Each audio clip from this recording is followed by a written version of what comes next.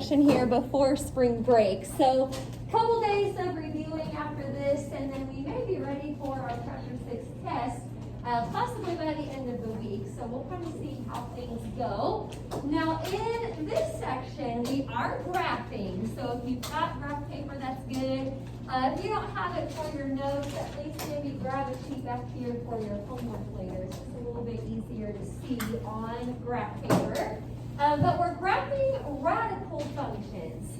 And that would be like roots. And in particular, we're just going to be doing the square root.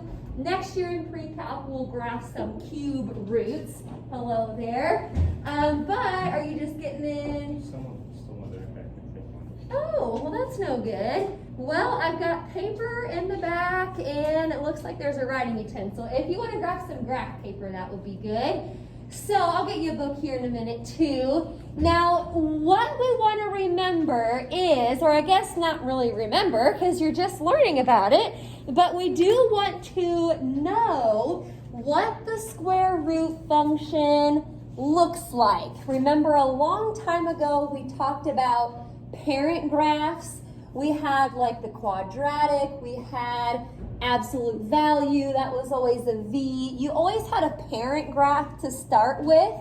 Well, here's what the parent graph for a square root function looks like. So, you know, it's the parent graph because it's just square root of x. It's not square root of x plus 1. It's not the square root of 2x. It's just x. So I'm going to go ahead and kind of sketch this up here with you. Go ahead and draw a coordinate plane on your paper, and I'll show you what this looks like. If you know what the parent graph looks like, then it's going to be real easy to do all the rest of the graphs today. So we want to make sure that we have this part first. Okay, for the parent graph, we're going to start with a point right here at the origin. Okie dokie. The next, what I'm going to call nice point, is at 1, 1. Think about it. If you put in an x value of 1, what's the square root of 1? 1. So that's how we get the point 1, 1. Now I'm going to skip the 2 and the 3 because those are not very nice. Square root of 2, square root of 3. But square root of 4 is 2. So the next nice point that I'm going to put up here is the point 4, 2. Now I'm going to go ahead and say that 3 points is all you need for these. You don't have to go out any further. But what's weird about these graphs is you only have one arrow. What I always tell my students is the square root graphs sort of have like a starting point and then they sprout out from that starting point. So, you know, it's not going to go any further down here. The reason for that is if you had a negative, you can't really take the square root of a negative. So don't go out left at all. It starts here and then sprouts out. So that's our parent graph for a square root. Now, I also want to show you real quick, this is not really the parent graph technically, but I also want to show you what this would look like if it was flipped. And flipping here is due to that negative out front. So for this type of graph, actually you still have a point at 0, 0, but now the next point over, if you put in a 1, square root of 1 is 1, but then there's a negative out front. So the next point over would be at 1, negative 1. Then for negative 2. Again, it still kind of sprouts out like the other one did, but it's just sprouting down instead of up. You also want to know with these graphs, they never level out. Like for example, right here, I mean, it's going to keep kind of going out to the right like this, but it's never going to go straight across. Somewhere down the line here, probably at 9, 3, that would be the next nice point. Square root of 9 is 3. It'll hit that point and it'll keep going out further and further, but it never goes straight across. So that'll keep going up a little bit. This will keep going down a little bit at a time. Okie doke. So we have to know what the parent graph looks like. Now, something else that I think we should probably write down today, I call this a reminder because we've actually talked about it before, but it's those translations that we learned about a long time ago. If you can remember these, then it really does make your life a lot easier. So here's a reminder. Adding on the outside of a function moves it up. We talked about this a long time ago with quadratics, with the linear function, with absolute value. Adding on the outside moves it up. So subtracting on the outside moves it down. Okie dokie. Now those tend to make sense. Adding on the outside moves it up. Subtracting on the outside moves it down. Here come the next two that always kind of seem backwards. If you add on the inside, it actually moves it to the left. Adding on the inside of a function moves it to the left. And it kind of seems opposite of what it should be. So then, last one, subtracting on the inside of a function moves it to the right. Doesn't seem like that would be the case, but it is the case. Adding on the inside moves it to the left. Subtracting on the inside moves it to the right. Got a lot going on up front here, but like I said, if you know what the parent graph looks like, and if you know what all of these translations are, then these problems usually don't take too much time. Alrighty, make sure that you get all of that. Probably the next thing up here is just going to be the directions for today. And we are graphing here. So directions are just going to tell us to graph each function. Here it is. Graph each function.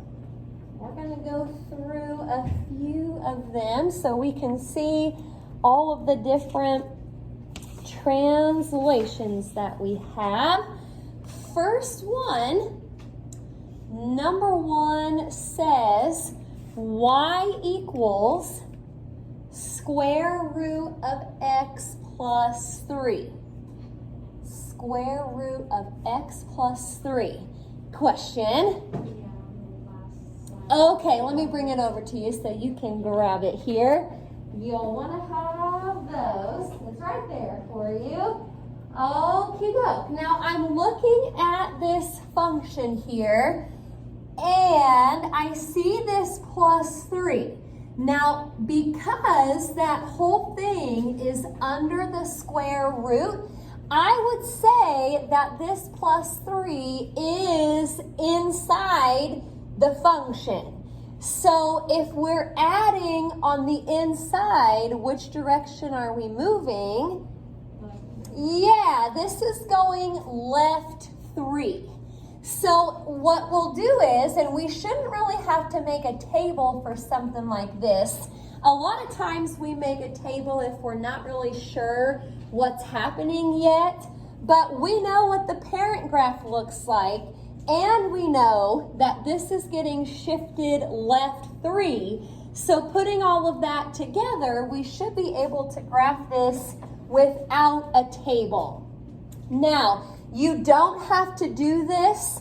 It's totally up to you, but sometimes I like to graph the parent function first, and if you are going to do this, I would dot it like I've got it up here, so I know that this is not really your final answer, but sometimes it's kind of nice to put the parent graph up there first, and then actually all I have to do is move all 3 of those points left 3. So here goes nothing. 1, 2, 3. I just moved this starting point left 3. Okay, this point left 3, and then that point left 3. There you have it. That's all we've got to do. Like I said earlier, once you have the parent graph and all of those translations that we learned a long time ago, you can kind of just put all of that together, and that'll give you what you need for your graph. Okie dokie. Any questions about the first one? All right, we're going to keep on trying some. They'll be moving all different directions. You good with this now? Okay, so let's try a couple more, maybe a little more than a couple, we'll see. Number 2, y equals negative square root of x plus 2. Now be careful when you write this down. The plus 2 is not under the square root. That's really important. The plus 2 is not under the square root. Now I do also notice the negative out front. That is going to flip it. So earlier when we copied down the parent graph, we almost want to look at that other one that had the negative out front. But because this plus 2 is technically on the outside, it's not under the square root, it's on the outside, it's going to get shifted up 2. So, like I said on the last problem, you don't have to draw this first part if you don't want to, but I'm going to put back up here what the parent graph looked like, but flipped. So I'm dotting this in. This is not really my answer here. That was just what the parent graph looked like flipped. So once you get that on, you just have to go up 2 with each point. Up 2, this point, up 2. So the graph in blue there, that's the one that you want to have. Everything is getting shifted up 2. Okie doke. Long time ago when we learned about the translations, we also learned about reflections. Technically that negative out front reflected it over the x-axis. So that kind of happened first. Then we just moved everything up 2. Okie dokie. I'm going to go ahead and try a little bit more. Stop me if you have any questions. Let's see here. Number 3. Number 3 says y equals the square root of x, and then not under the square root, you've got minus 4. Square root of x, and then minus 4. Well, let's see here. The -4, which direction is that going to move us? Down. Very good. That's technically on the outside. We're not flipped this time, by the way. There's no negative out front. So think about that parent graph. You can dot it in if you want to. You don't have to, but just take that and go down 4. 1, 2, 3, 4. This 1, 2, 3, 4, and then 1, 2, 3, 4. Parent graphs make these kind of easy once you get familiar with those. Now we're going to try a few more. I know that we've probably got the hang of all that by now, but the last few problems here are going to have more than one translation happening at a time. So they're not all just going to do one thing. We're going to get to some that have a little bit more going on. Okie doke. Make sure you're with us here.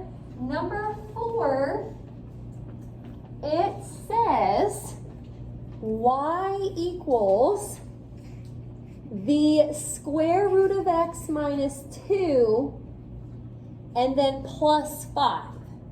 Square root of x minus 2 plus 5.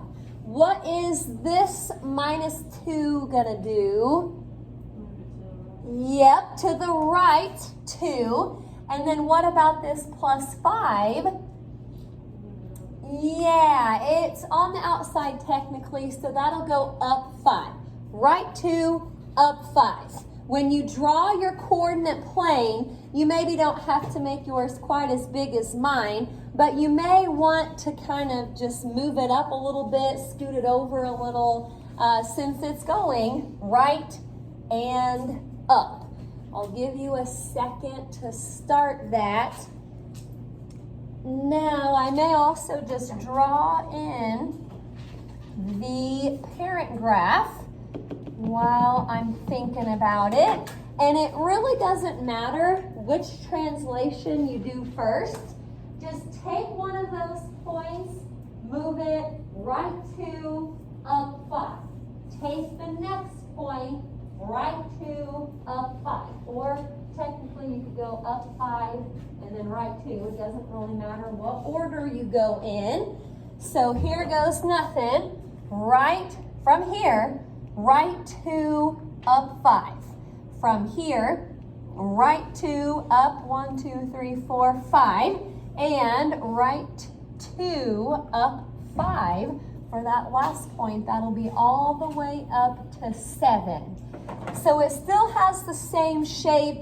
It still only has one arrow going on, but it's just been shifted a couple different ways. Okie dokie. Well, let's see here. I think I've just got a couple more. I was thinking the next one had 2 different translations in it, but it has been flipped because of the negative out front. It has been flipped, but I suppose there's only one translation here. We've got negative square root of x plus 1. Would you say that plus 1 is on the inside or the outside? Inside. So it has been flipped, but it's also been shifted left 1. So again, when it's been flipped, you want to look at that second graph from earlier where it had negative square root of x. That's the graph of negative square root of x. But now each point goes left 1 place. Left 1 all around. So the graph in blue is the one that you'll want to have on your paper. Okie dokie. I'll give you a second to get that finished. Now, number 6 will be a little bit different. I don't think we're going right or left or up or down on number 6. We'll try to remember a little bit more from those translations. Okie dokie. So take a look up here. Number 6 says y equals 2 square root of x. 2 square root of x.